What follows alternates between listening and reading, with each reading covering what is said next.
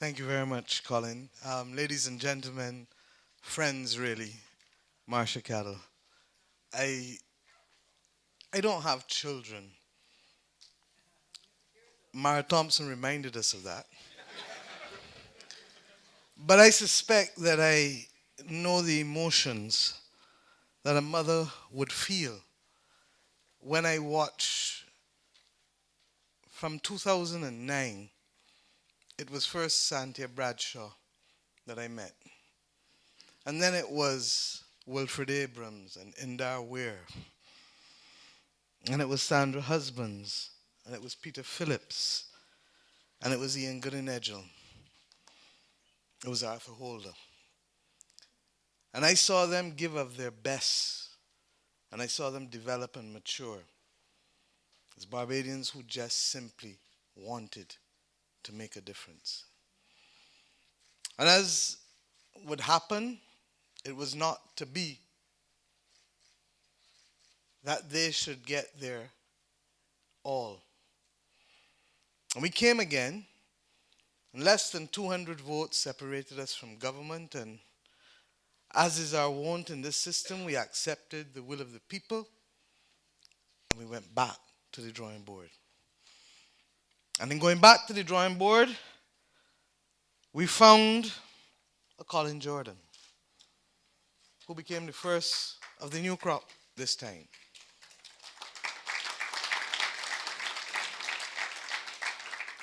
And we found a Ryan Strawn. And we found a Kirk Humphrey. And we found a Neil Rowe. And we found a Adrian Ford, and a John King found us. He's back.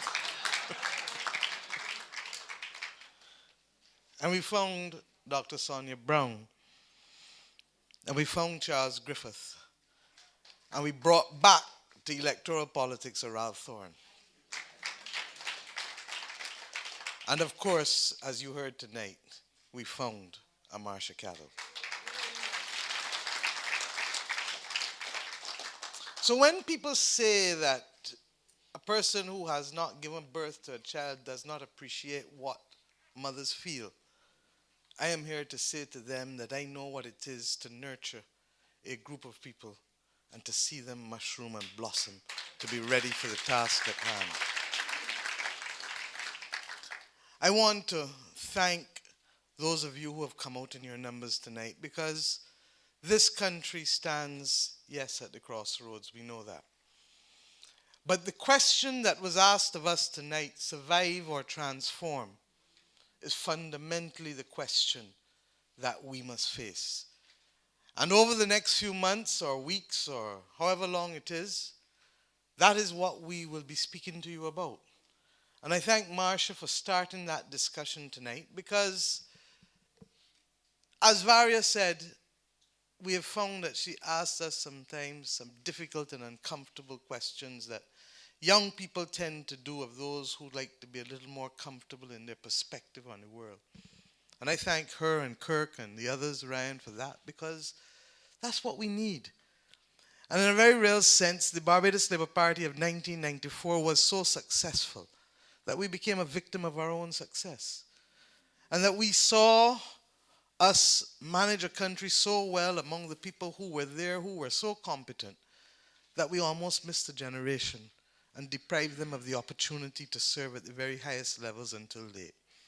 I was a minister at 28 years old in this country. I was a senator at 25. I was an attorney general at 36. I was a deputy prime minister at 37. But yet, there are people who are in their 30s and early 40s who've never served on a board even as we speak today. Cannot be allowed to happen again. There are people in this country who we have educated to the maximum of their ability, and we wrote draft strategic plans and made them permanent, and we talked about global excellence and Barbadian traditions. And we heard a young lady stand on this platform tonight and tell us that really and truly our young people see themselves as global citizens, but with Bajan roots. But yet we're not creating the bridges and the platforms to empower them to soar and to reach those heights. So do we survive or do we transform? And I say to you tonight that part and parcel of answering the hard questions also means understanding where we've fallen and where we need to do better. And one of the problems in our system, and Grantley Adams understood it perfectly well, when he laid the basis for that transformation of which you spoke, Billy. The 1944 manifesto, by the way, is not by accident. It happens to be the year not only that you were born, it happens to be the year that women received the right to vote in this country. And that Marsha should rely on it at the end of her speech, and that you should speak, and that I should speak, and that there should be 3 generations of women in politics against that background. People speak about symbols and signs and wonders. But the fundamental point is this, that the economic and social platform that really was to be the subject of revolution for Grantley, the spirit of transformation, was carried on by Errol Barrow and Tom Adams. Let us make no mistake about it. Without Grantley starting it, Barrow nor Tom could have completed it. Today, we find ourselves at that juncture, yes, Marsha, where much of what we hold dear stands now to be challenged and stands to leave us. And the question that we must ask ourselves, as I asked you, as I asked Ryan, as I asked Clyde, Avi, as we prepared for the upcoming budget, whenever it is, because it's like a moving target, I asked them, and I start to ask other small groups within this wonderful parliamentary team, of which I'm very proud. What are we ready to do? Because I can give you a leadership that is redefining. It's easy to redefine from these fellas here who have literally presided over the implosion of everything that we have come to find dear, including the air conditioning, I suspect, in Central Bank. I can give you a redefining leadership. But a redefining leadership will only cause us to survive. And we'll survive better than these fellas, but we will still at the end of a decade be surviving, because I believe in term limits. Or we can start to talk about transformational leadership in this country. And transformation cannot be done or placed neatly within a decade, within 1 or 2 electoral cycles. You can't. And we can start the process of transformation with this team. And you all may finish it. I won't be there with you. And that's the fundamental point. Because transformation is 20 to 30 years. And we're either in this together or we're not. So I thank you and salute you for forcing us to answer those difficult questions. And as I sat there and I sat back and realized where and how, very often I reflect on the fact that I should have advised Mr. Arthur that I did not want to go to be Attorney General. Because much of what we started to do in education needed to be completed.